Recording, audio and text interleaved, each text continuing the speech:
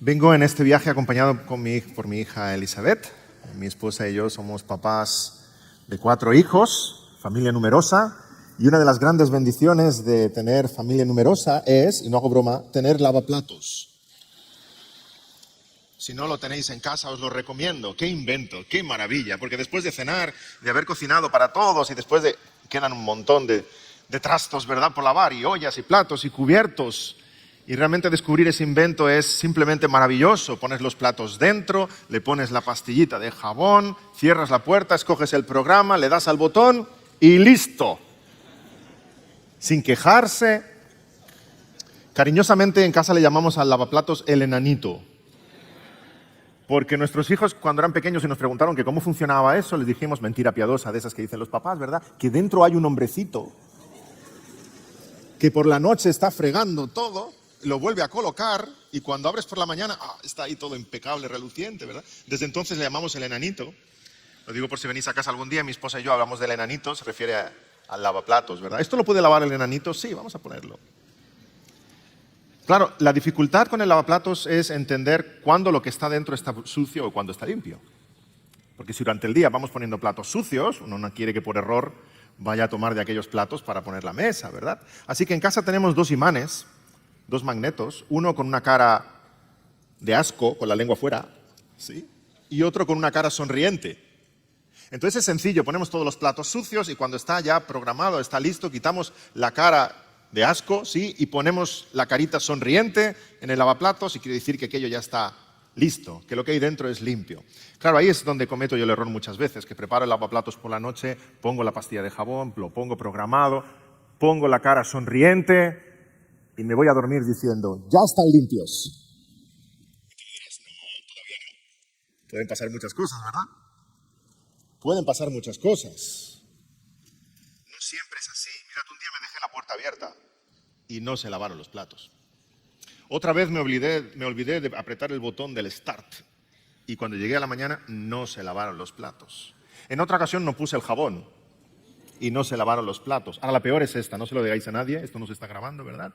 Hubo un día en que no puse los platos y no se lavaron los platos. Puse el jabón, puse el programa, le di al start y me fui a dormir pensando, ya están limpios los platos. No estaban limpios los platos, se seguían allí en el mismo lugar. Hasta ahí llega nuestra soberanía. Que uno puede poner la cara sonriente sobre el lavaplatos pensando que ya está hecho, pero no está hecho. No está hecho. En absoluto. Nuestros planes son frágiles, nuestros planes son falibles. Te propones hacer un viaje y se cancela. Te propones hacer tal o cual proyecto y falla la salud. Empiezas en la universidad y en el primer año abandonas. Llega año nuevo y quieres empezar una dieta y no llegas a febrero. No hay nada seguro porque somos débiles, somos frágiles, somos torpes, somos limitados, imperfectos, incapaces, nos creemos fuertes, pero solo hay uno que es fuerte, nuestro Dios. Dios nunca tiene plan B. Su plan A siempre se cumple perfectamente. Nosotros tenemos plan A, plan B, plan C, plan D, hasta que se nos acabe el alfabeto, ¿verdad? Y sabemos que solo Dios es soberano, pero tantas veces nos olvidamos de ello y pretendemos vivir nuestra vida como si nosotros fuéramos los soberanos. Y pronto nos encontramos angustiados, agobiados, ansiosos, turbados y achicando agua como los discípulos en el bote, ¿verdad? Hasta que nos damos cuenta de, ay, sí, el Señor está conmigo, en la barca, conmigo, en medio de la tormenta. Sabemos que Dios es soberano, pero tantas veces nos olvidamos y vivimos vidas ansiosas como si Él no lo fuera. Sabemos que Dios es soberano en los cielos, allí se hace su voluntad de forma perfecta, los ángeles llevan sus mensajes, los querubines le adoran, los arcángeles cumplen sus órdenes y nosotros oramos, hágase tu voluntad como en el cielo también en la tierra. Sabemos que Dios es soberano sobre su creación, Él es el rey del universo, los planetas giran a sus órdenes, las estrellas brillan bajo su mirada, ni un pajarillo cae al suelo sin su permiso. Los discípulos tuvieron temor en la tormenta y Jesús, puesto en pie, dijo al viento y al mar, calla, enmudece. Es fascinante cómo lo describe el apóstol, el evangelista Marcos. Dice que entonces temieron con gran temor. Tenían miedo de la tormenta, pero cuando se dieron cuenta de quién era el que estaba con ellos en la barca, tuvieron un gran temor, un temor reverente de aquel al cual el viento y el mar le obedecen. Dios hace lo que Él quiere. Con Moisés abrió el mar rojo, en Babilonia cerró la boca a los leones, con Elías usó los cuervos como camareros, con Baal hizo que la burra hablara, con Aarón la vara de almendro reverdeció, con los discípulos hizo que después de estar intentando pescar toda la noche sin pescar nada, les dijo, echad las redes de nuevo. Ay, maestro, si tú lo dices. Y cuando echaron las redes de nuevo, Jesús le dijo a los pececillos, ahora, dentro. Y las redes se rompían. La creación entera le obedece. Dios es soberano, aún sobre la muerte. Sanó enfermos, dio vista a los ciegos, limpió leprosos, dio vida a la hija de Jairo, y en medio de ese valle de huesos secos, Ezequiel predica, y los muertos cobran vida y se ponen en pie. El mismo Señor Jesús resucitó al tercer día, venciendo la muerte. Dios es soberano sobre los demonios. Cuando Jesús se encuentra con el gadareno, el endemoniado corre hacia él. Qué escena, ¿verdad? Si pudiéramos echar una fotografía ahí, el endemoniado corriendo hacia él. Si fuera una película de Star Wars, habría aquí un encuentro mortal, fatal, pero no hay batalla ninguna. El endemoniado se hinca de rodillas delante de Jesús y clamando a gran voz le dice, ¿qué tienes conmigo, Jesús, Hijo del Altísimo? Te conjuro por Dios que no me atormentes. No hay batalla ninguna. Nuestro Señor es el soberano. Aun los demonios le obedecen. Dios es soberano, hermanos, aún sobre el mal. Y esa es una verdad fascinante para nuestros corazones. Aún sobre el mal. Fue por maldad que los hermanos de José le vendieron a los mercaderes, pero en realidad fue Dios el que le llevó a Egipto. Sansón se enredó con la filistea por su propio capricho, pero fue Dios quien usó esa relación para traer juicio sobre los filisteos. Satanás pidió permiso a Dios para dañar a Job, pero en sus pruebas Dios fue glorificado y la fe de Job fue fortalecida. Aún sobre el mal, Dios es soberano. ¿Y qué diremos del mal más grande de toda la historia? Jesús, el justo, maltratado, injuriado, clavado en una cruz como un malhechor, Pilato lavándose las manos, Caifás acusándole con mentiras, la gente gritando, crucifícale. No puede haber maldad más grande hecha en la tierra, que matamos al justo. El Verbo se hizo carne y nosotros lo clavamos en una cruz. Y aún toda esa confabulación de maldad alrededor de él estaba en los planes de Dios. Y Dios lo usó para nuestro bien. La mayor maldad de la historia. Y ahí encontramos la mayor bendición de la historia. No, nuestro Dios es absolutamente soberano.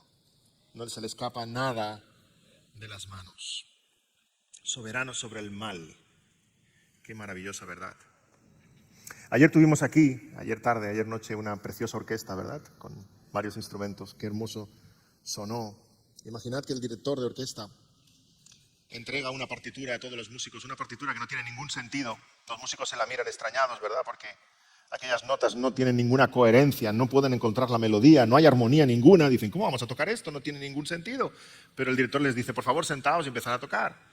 Entonces, cuando los músicos se sientan, se dan cuenta de que alguien ha boicoteado la orquesta, alguien ha tocado los instrumentos, están golpeados, están maltrechos, están desafinados. Y cuando se sientan y empiezan a tocar aquella partitura que aparentemente no tiene ningún sentido, con aquellos instrumentos rotos, empieza a sonar algo maravilloso. Y tú y yo pensamos, ¿qué director que es capaz de escribir lo que ha escrito, sabiendo todo lo que iba a suceder? Hermanos, esos instrumentos rotos somos tú y yo. Rotos por el pecado, dañados por el enemigo. Y ese director es nuestro Dios soberano. Lo que tú y yo tenemos que hacer es sentarnos y aunque nos dé una partitura que aparentemente no tenga ningún sentido, obedecer, servir, empezar a tocar y dejar que sea Él, el gran director, el que haga sonar una maravillosa sinfonía. Qué consuelo para tu alma, qué consuelo para la mía, Saber que aún en medio de las dificultades que estés atravesando, en medio del sufrimiento, en medio de la prueba, no se escapa de las manos de Dios. Él está bajo el control soberano de todas las cosas. No hay ni una prueba, ni una sola aflicción sobre la cual Dios no esté gobernando. Ya sea en tu familia, en tu historia, en tu iglesia, en tu vida, ningún mal del presente, del pasado, del futuro. Dios es soberano y tiene un propósito en todas las cosas. Y aquí llegamos al punto central en el mensaje de hoy. Dios es soberano también en nuestra salvación.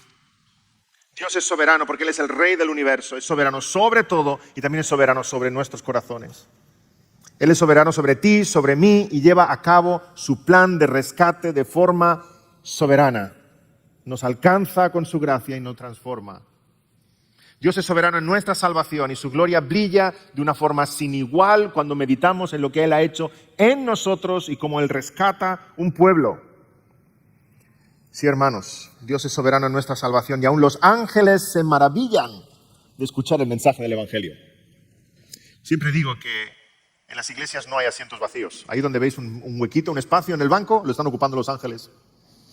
Porque se maravillan de escuchar este mensaje una y otra vez. ¿Sabéis? Para los ángeles no hay redención. Aquellos que son escogidos están en la presencia de Dios, aquellos que han caído están condenados por siempre. Pero para ellos, pensar que nosotros, pecadores, hemos sido alcanzados por la gracia de Dios y que estaremos cantando sus maravillas por toda la eternidad junto a los ángeles, les parece un pensamiento sublime. Escuchan el Evangelio y dicen que Dios ha hecho ¿qué? Redimir, salvar, perdonar, sol y deo gloria. Y están maravillados junto a nosotros.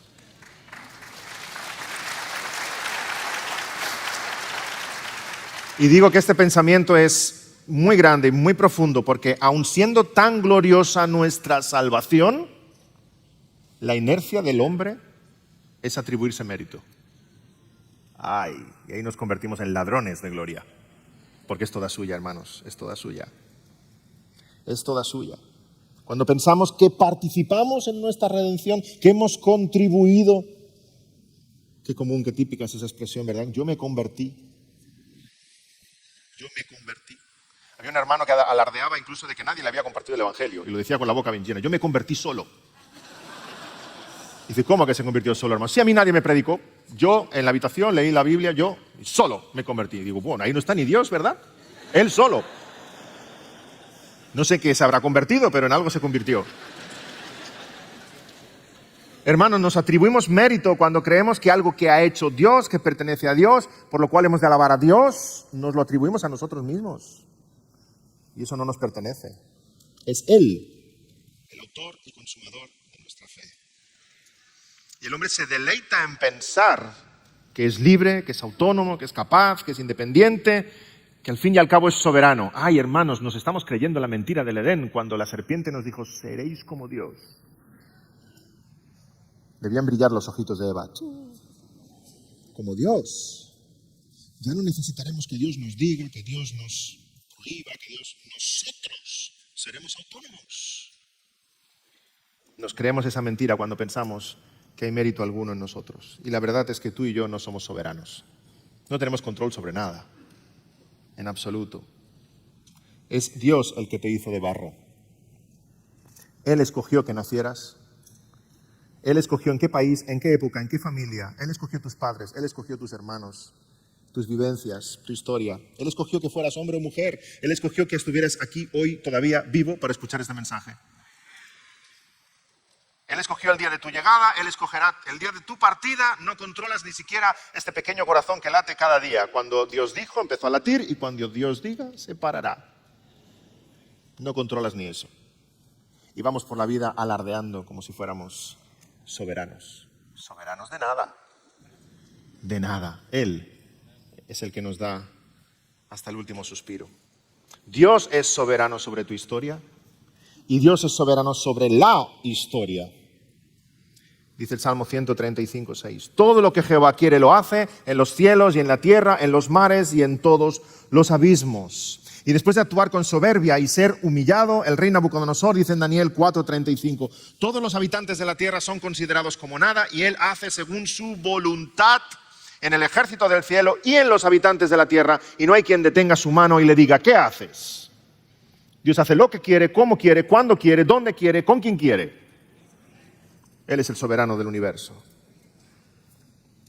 ¿Dudas de que Dios pueda hacer lo que quiera? ¿Te tiene que enviar Dios una locura como Nabucodonosor para hacerte cambiar de opinión? Es Dios el que envía sequía, es Dios el que envía lluvia. Es Dios el que manda truenos y calma tempestades. Es Dios el que pone reyes y quita reyes. Es Dios el que endurece el corazón de Faraón y enternece el corazón de Lidia. Es Dios el que saca a los 3 jóvenes del horno y es Dios el que envía fuego sobre Sodoma y Gomorra. Es Dios el que abre el mar rojo para que cruce Israel. Es Dios el que cierra el mar rojo para que mueran los egipcios. Y vino el Hijo de Dios y mostró su poder, sanando enfermos, multiplicando el pan, perdonando pecados, echando fuera demonios, calmando tempestades. Dios es soberano sobre todo. Y tú estás incluido.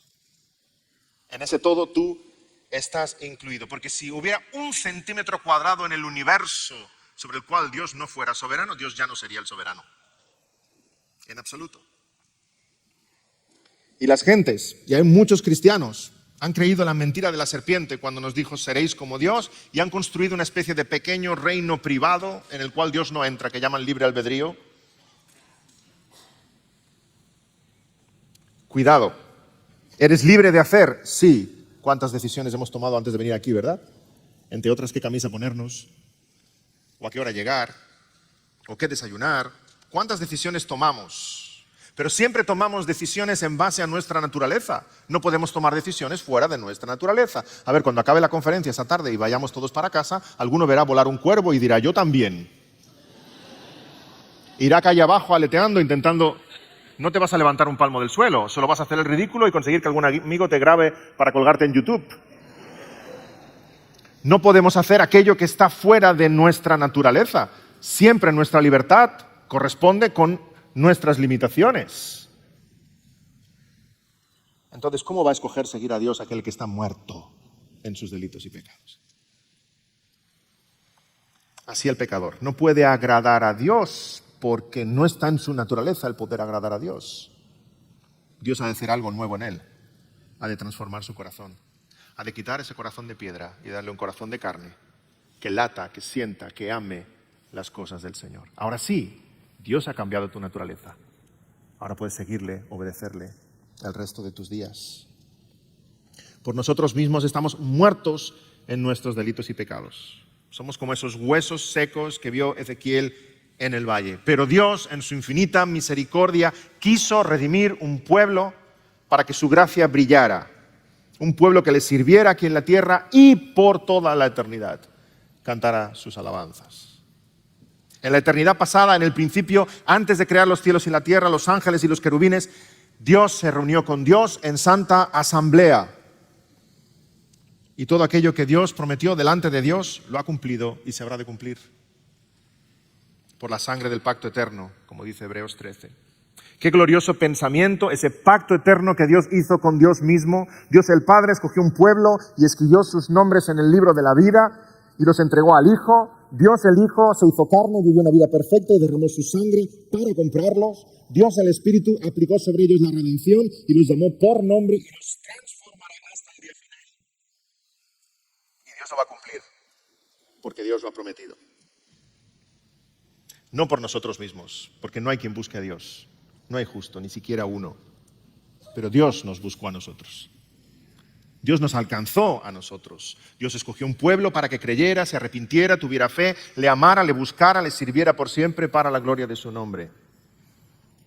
Y aquí nos encontramos con ese hermosísimo pasaje de Romanos 8, 28 al 30. En Romanos 8, el apóstol Pablo nos hace meditar sobre la maravilla, la grandeza del plan soberano de Dios y la salvación tan grande que tenemos. Y qué paz tan grande trae a nuestros corazones pensar que nuestras almas están guardadas en Él. Gracias a Dios que Él es soberano. Y gracias a Dios que nuestra salvación no está en mis manos, en tus manos, está en sus manos. Romanos 8, 1 dice, ahora pues ninguna condenación hay para los que están en Cristo Jesús.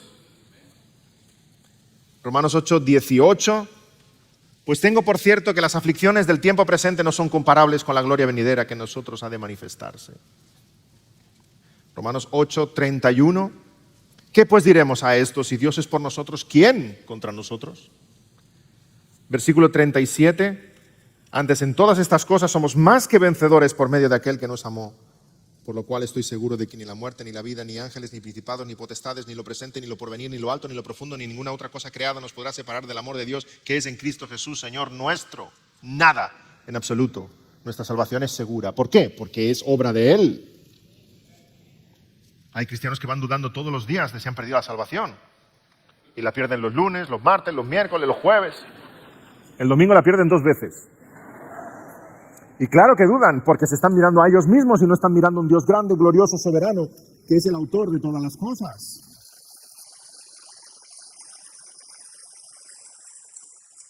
¿Cómo podemos llegar a pronunciar esas palabras en Romanos 8? ¿Cómo podemos exclamar todo esto con plena satisfacción y paz y esperanza y descanso? Porque la salvación es obra de su voluntad soberana. Dios ha escogido un pueblo para hacerlos semejantes a su Hijo Jesucristo.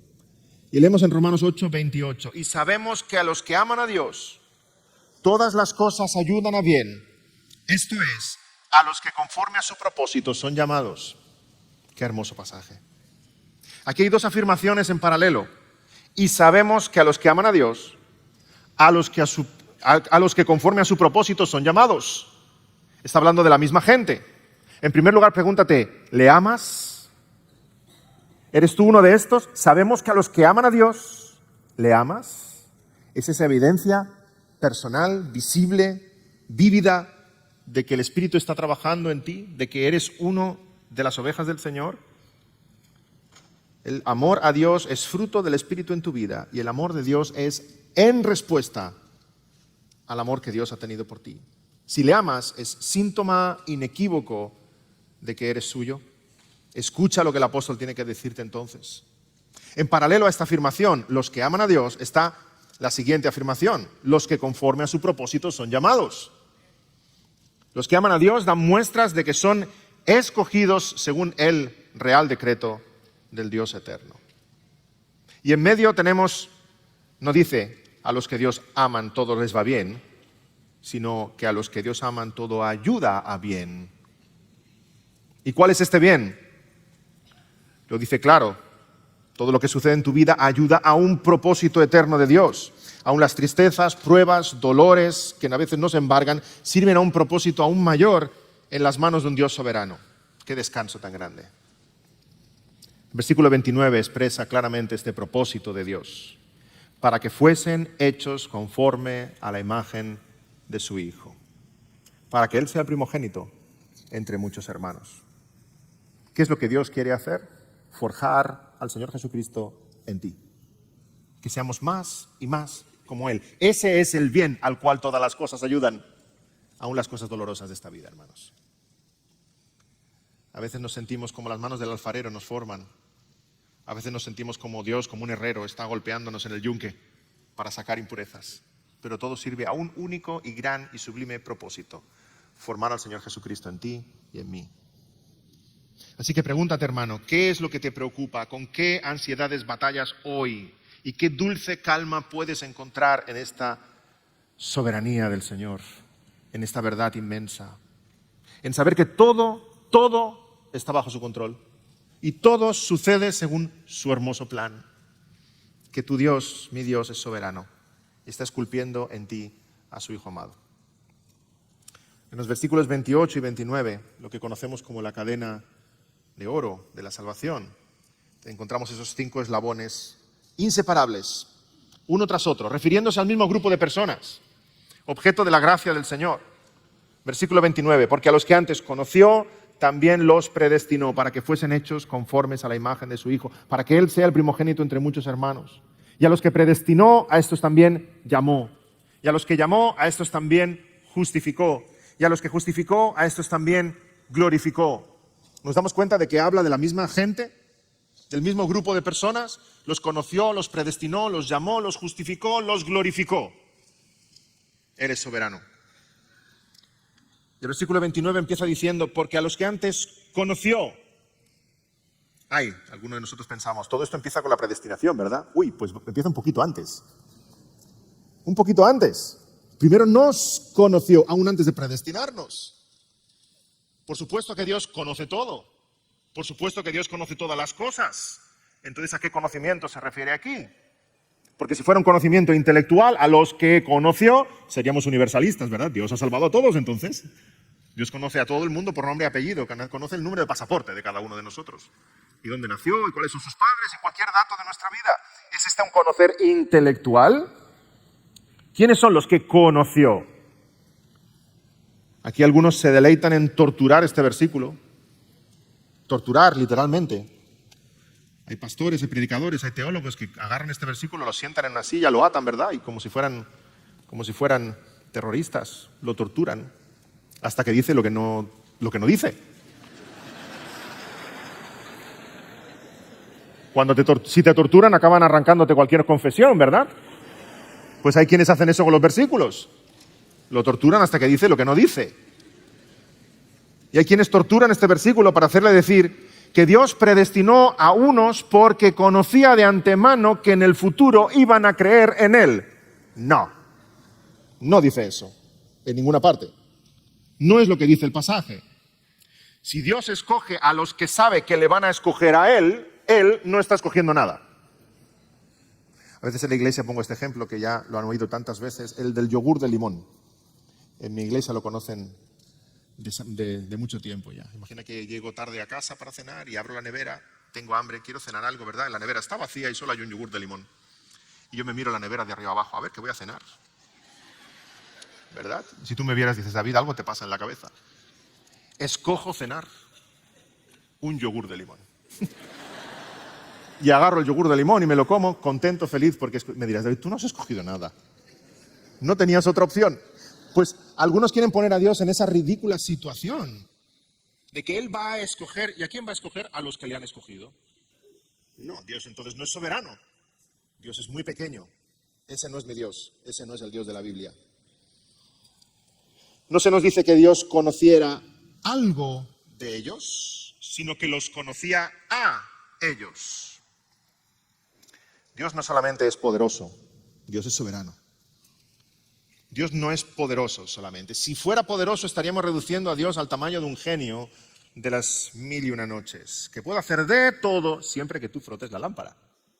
Entonces no es soberano, solamente es poderoso. Pero nuestro Dios es soberano.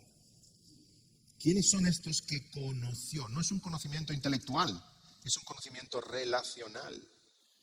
Aquí está el ginosko en griego y detrás está el hebreo yadá en la mente del apóstol. Un conocer especial, un conocer único, un conocer relacional, experiencial, un mirar con favor. Recordemos que el Señor Jesús dice a los falsos creyentes en Mateo 7:23, nunca os conocí. No se refiere a un conocer intelectual, ¿verdad? Y sin embargo dice a su pueblo en Amós 3:2, a vosotros solamente he conocido de todas las familias de la tierra. Ah, pero Dios conocía a los egipcios y a los moabitas y a los sirios. Claro que los conocía, pero conocía a Israel, a su pueblo, de una forma única y especial. Este es el conocer de Dios. De esta manera Dios conoce a los suyos. Dios se acerca a ti y a mí con un favor especial, con un amor especial. Y aquellos que Él conoció, predestinó. Ese es el conocer de Dios. Así que si tú estás en esta sala hoy, te he de decir que lo realmente importante no es si tú conoces a Dios, es si Dios te conoce a ti. Es si Dios te conoce a ti. Si eres tú uno de estos conocidos por Él. Hermanos, no fuimos elegidos porque Dios sabía que íbamos a creer. Creemos porque hemos sido conocidos por Dios. La salvación es su obra. En Hechos 13:48 leemos que Pablo y Bernabé predican a los gentiles y creyeron todos los que estaban ordenados para vida eterna. Dios los conoce. Tú y yo no, pero Dios sí. El Señor nos envía a predicar el evangelio a toda criatura. ¿Sí? Tú y yo no sabemos quiénes son del Señor, quiénes son ovejas del Señor, pero Él sí conoce las que son suyas. En Hechos 18:27 leemos que Apolos predica en Acaya y fue de gran provecho a los que por la gracia habían creído. En Filipenses 1:29 leemos que el Señor nos ha concedido no solo que creáis en Él, sino que padezcáis por Él. El creer es un regalo de Dios. Filipenses 2:13, leemos que Dios es el que en nosotros produce así el querer como el hacer por su buena voluntad. ¿Nos damos cuenta de lo que sucede aquí? Que Dios exige, demanda del pecador arrepentimiento y fe, y delante de nuestra incapacidad Dios nos da un corazón nuevo que obra arrepentimiento y fe para que le podamos agradar. Él es soberano sobre todas las cosas. Sí, hermanos, son salvos aquellos que están escritos en el libro de la vida desde antes de la fundación del mundo. Dios no va por el mundo con el libro de la vida viendo a ver quiénes son salvos. A ver, en este culto de hoy, mira, 3 más, los voy a anotar. Dios no va anotando gente en el libro de la vida, sino que estamos escritos en el libro de la vida, y aquellos son los que van a ser llamados por el Espíritu. Dios escribió el libro de la vida antes de todas las cosas, y aquellos cuyos nombres están escritos creerán y estarán presentes en el banquete celestial. Apocalipsis 7:10. La salvación pertenece a nuestro Dios, que está sentado en el trono y al Cordero. Sí, nos conoció. En segundo lugar, a los que conoció también los predestinó para ser hechos conformes a su Hijo. Dios está formando en ti y en mí nuestro Señor Jesucristo. El fruto del Espíritu es el carácter de nuestro Señor Jesucristo. El cristiano es cada día más como el Señor Jesucristo.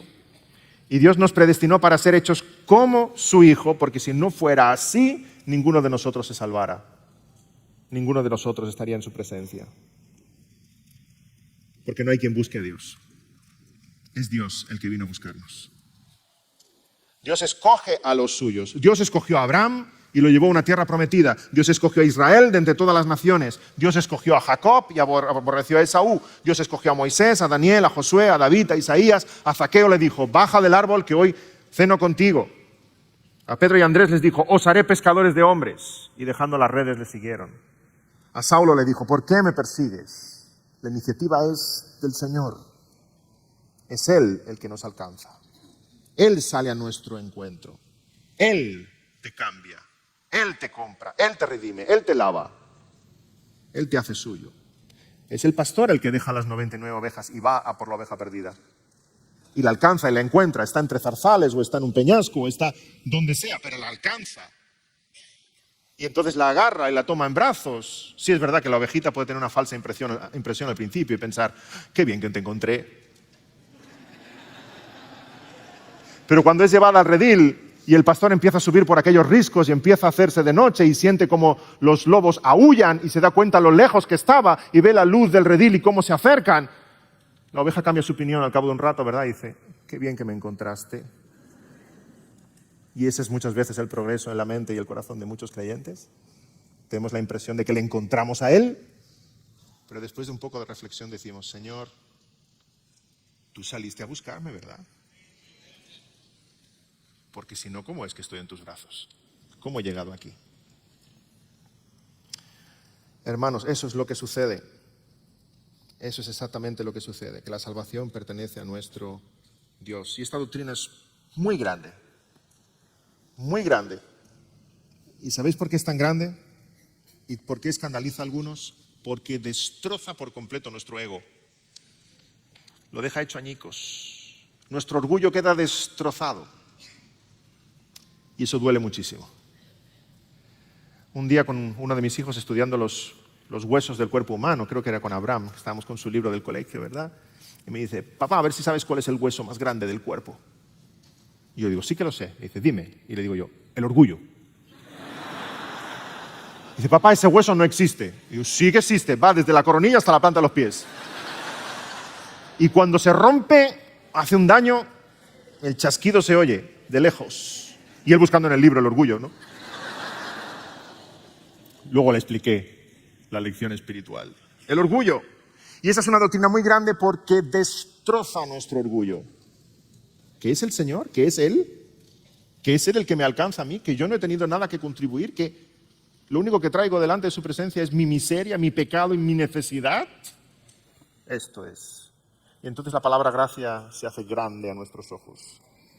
Y nuestro Dios es mucho, mucho más grande de lo que antes podíamos concebir. Esta doctrina es inmensa. Sí, hermanos, y aparece a lo largo de toda la Escritura, porque muchos son llamados y pocos escogidos. Romanos 8:33, ¿quién acusará a los escogidos de Dios? Dios es el que justifica. Y no porque haya visto algo en ti, no, porque su elección fue hecha desde antes que existieras. Dios nos escogió, como dice Efesios 1, en Él antes de la fundación del mundo, para que fuésemos santos y sin mancha delante de Él, en amor, habiéndonos predestinado para ser adoptados hijos suyos por medio de Jesucristo, según el puro afecto de su voluntad, que es una forma de decir porque quiso, porque le dio la gana, porque Él es soberano. Y entonces alguno dirá, entonces Dios es caprichoso. No, Dios es Dios. Caprichoso eres tú cuando tomas una decisión según el puro afecto de tu voluntad. Pero Él siempre lo hace todo según sus santos propósitos. Él es soberano. Sí, David, pero es diferente, porque Dios respeta nuestro libre albedrío. Dios es un caballero y nos pide permiso antes de hacer algo.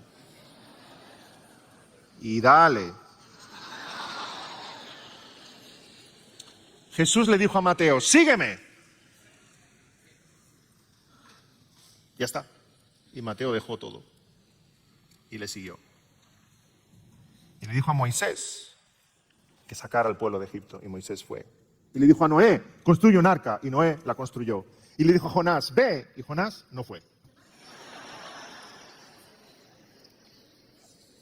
Pero el profeta desobediente se encontró con una tormenta que obedecía a Dios, unos marineros que obedecían a Dios, un pez grande que obedecía a Dios, una calabacera que obedecía a Dios, un gusanito que obedecía a Dios, unos ninivitas que obedecían a Dios, y el único en la historia que no obedecía a Dios es el profeta.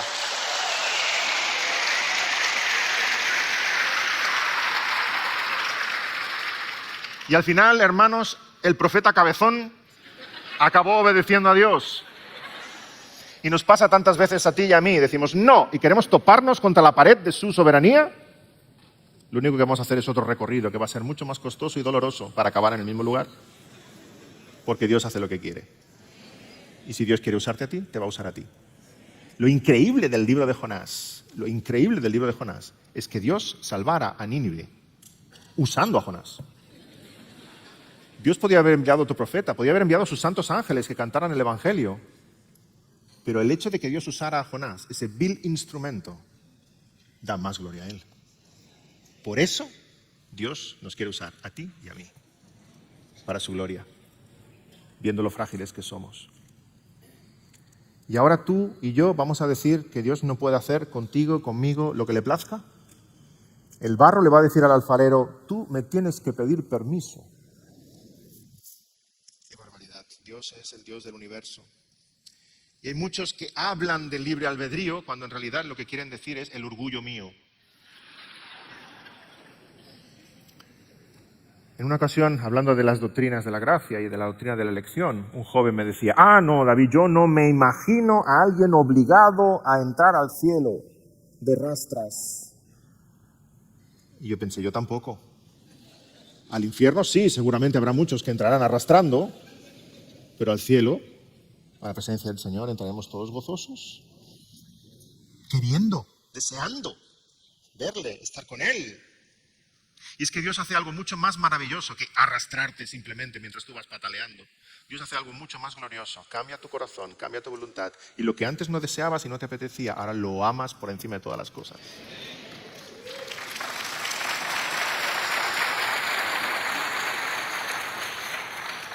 Hermanos, a los que predestinó, a estos también llamó. De modo que ser llamados es sinónimo de ser salvos. Repito que Romanos 8 se está refiriendo al mismo grupo de personas, a los que conoció, predestinó, a los que predestinó, llamó. Y sin duda hay un llamado externo a todas las personas. Los padres enseñamos el Evangelio a nuestros hijos. Los predicadores una y otra vez desde el púlpito llaman al arrepentimiento. Aún el Señor Jesús dijo, venid a mí, y no todos vinieron a Él. Hay un llamado externo, pero existe un llamado interno. Ese llamado que se produce cuando es el Espíritu Santo el que habla a tu corazón. Y te dice, a ti, está hablando de ti, sígueme, como dijo Jesús a Mateo. Es el llamado del buen pastor a sus ovejas. Es el llamado que produce arrepentimiento y fe. El llamado irresistible de una gracia soberana de Dios. Por eso el predicador puede presentar el Evangelio con claridad y unos creen de corazón y otros siguen indiferentes. Por eso la palabra de Dios nos deja ejemplos increíbles de llamados externos poderosos que no tienen fruto de arrepentimiento y fe, y otros de llamados internos que vienen de un mal sermón. Tenemos ambos ejemplos en las Escrituras. ¿Recuerdas a Pablo en Hechos 26? Predica un poderoso mensaje delante del rey Agripa, a lo que el rey responde: por poco me persuades a ser cristiano. Y dice: Pablo, casi me convences. ¿Recuerdas en Hechos 7 el maravilloso sermón de Esteban en Jerusalén que provocó la ira de los que le escuchaban y fue apedreado? Tenemos maravillosos sermones que no produjeron fe y arrepentimiento. Y por otro lado tenemos tristes, penosos sermones que produjeron un gran avivamiento. Y de nuevo me meto con Jonás, el peor sermón de la historia. Un profeta desganado, en servicios mínimos, que Dios lo envió a predicar y literalmente predica 4 palabras. 40 días, Nínive destruida. Y Jonás no entró en Nínive con su PowerPoint y sus marionetas y haciendo evangelismo. No, 40 días, Nínive destruida. Y se fue. Y tienes ahí el mayor avivamiento de la historia. Una ciudad completa arrepentida al Señor. No hay forma de explicarlo, hermanos, si no es entendiendo la soberanía de Dios.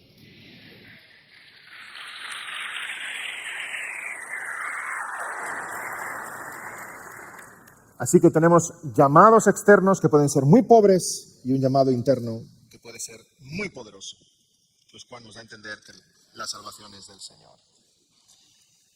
Hermanos, si tienes vida espiritual en ti, no es porque un excelente predicador hizo un llamado al frente, no es porque escuchaste un himno precioso que te tocó, no es porque alguien te compartió el evangelio con vehemencia y con inteligencia. Si tienes vida en ti, es porque Él te llamó. Es porque Él te llamó. Mira la resurrección de Lázaro. Fue una resurrección física y real, no voy a alegorizar ahora. El Señor lo resucitó de entre los muertos. Pero la palabra dice que el pecador está muerto en sus delitos y pecados. Así que Lázaro constituye una auténtica parábola de lo que es nuestra conversión. Estábamos muertos y Él nos llama a la vida. Es lo que sucede en la conversión cristiana. ¿Qué crees que Lázaro explicaba cuando le preguntaban qué pasó? Si te encontraras con Lázaro y le dijeras: explícame, Lázaro, ¿cómo fue? Lázaro te diría: bueno, pues un día me dije, ya está bien de estar aquí, ¿no? En una tumba, esto no es vida. Y pensé en darle a Jesús una oportunidad, porque estaba a la puerta llamando. Entonces abrí los ojos y le dije: sí, acepto a Jesús. Y desde entonces, ¿tú crees que eso es lo que Lázaro explicaría? Si te lo encontraras y dijeras: Lázaro, explícame, él diría: me llamó. Me llamó.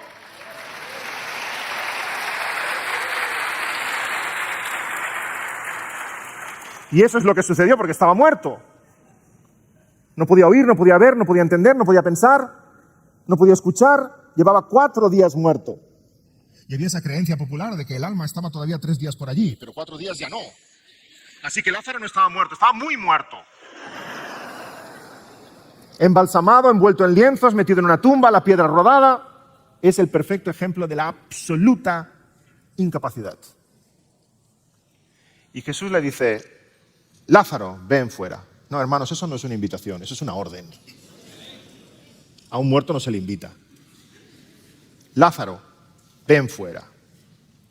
Y entonces Jesús, con el mismo poder con el que creó la luz, el sol, la luna y las estrellas, da vida a Lázaro. Y Lázaro empieza a andar.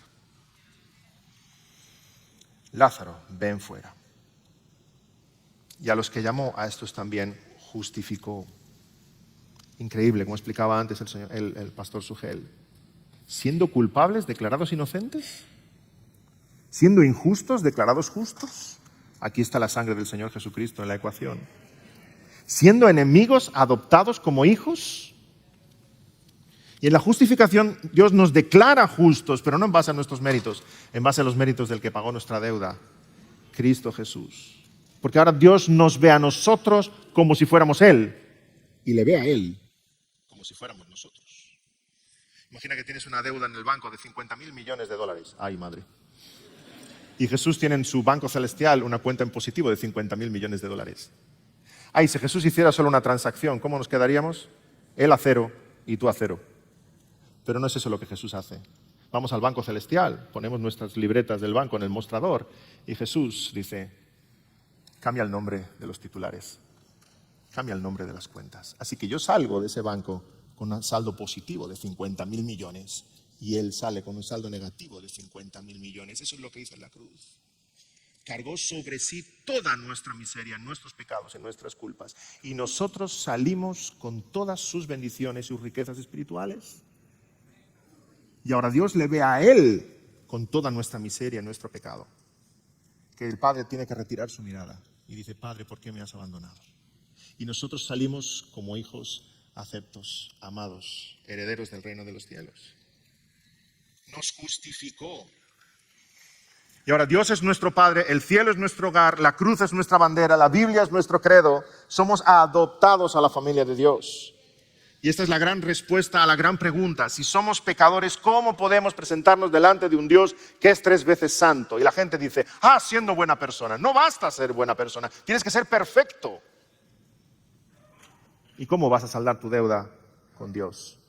Viviendo una buena vida, viviendo unos buenos... Mira, aunque vivieras una semana perfecta, ¿cómo pagas por las deudas pasadas? Porque lo perfecto es lo que ya se espera de ti, delante de la presencia de Dios.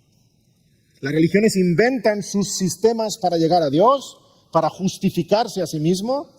El Evangelio es la buena nueva de que es Él el que nos justifica por los méritos de Jesucristo. Jesús ha salvado, Él justifica, Él ha salvado a los suyos. Jesús no hace solamente la salvación disponible sin más. Él no nos ayudó a que pudiéramos ser salvos. Tú no haces que Jesús sea Salvador. Él es el Salvador porque te salva. Él vino a salvar a su pueblo, dice Mateo 1. A muchos, dice Mateo 20. A sus ovejas, dice Juan 10. A la iglesia, dice Efesios 5. A los escogidos, dice Romanos 8. A los que llamó, a estos también justificó. Y en último lugar, a los que justificó, a estos también glorificó. Aquí Pablo tenía un mal día, estaba muy cansado y se equivocó en la forma verbal, ¿verdad? Porque tenía que haber dicho, a los que justificó, a esos también glorificará algún día. Porque todos sabemos que hemos salido de Egipto y vamos hacia la tierra de promisión, pero estamos atravesando el desierto. Estamos atravesando el desierto, no hemos llegado a la meta. Pero ¿por qué pone aquí Pablo también glorificó en futuro? Porque aún estamos aquí. No, Pablo no se equivocó al escribir esto, hermanos. Nos está describiendo la realidad de la soberanía de Dios. Porque a sus ojos tú y yo ya estamos sentados en la gloria.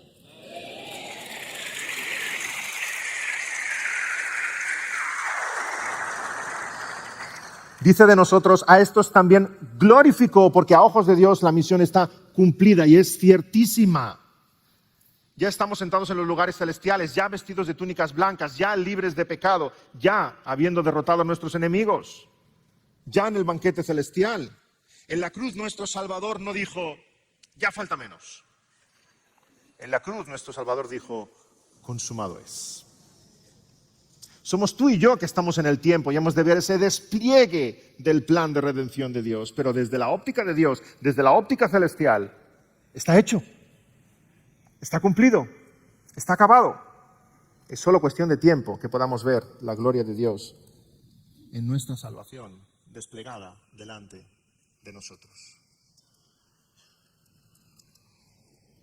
Hermanos, cuando pongo en la puerta del lavaplatos de mi casa esa sonrisa, espero que lo que está sucio se lave, se enjuague, se seque, pero muchas veces no es así. Mis acciones y mis deseos no se cumplen porque yo no soy soberano. Pero Dios sí es soberano. Y si Dios en su soberanía, viendo tu interior y viendo la suciedad de tu pecado, ha puesto sobre ti su sonrisa, su plan y sus propósitos se van a cumplir perfectamente hasta el día de Jesucristo y no hay nada ni nadie que lo pare. Si Dios mirando tu alma ha visto que está sucia y Él ha querido en su voluntad poner su sonrisa sobre ti, nada va a poder detener su plan soberano. Soli Deo Gloria por esa gracia soberana. Y quisiera acabar con un par de pasajes. El que comenzó, Filipenses 1:6, el que comenzó en vosotros la buena obra la perfeccionará hasta el día de Jesucristo. Y Romanos 8:38, por lo cual estoy seguro de que ni la muerte, ni la vida, ni ángeles, ni principados, ni potestades, ni lo presente, ni lo porvenir, ni lo alto, ni lo futuro, ni ninguna otra cosa creada nos podrá separar del amor de Dios que es en Cristo Jesús, Señor nuestro, ni ninguna otra cosa creada. ¿Tú has sido creado, hermano? Sí, pues ni tú te puedes separar del amor de Dios para con nosotros. Así de grande es su soberanía y su poder.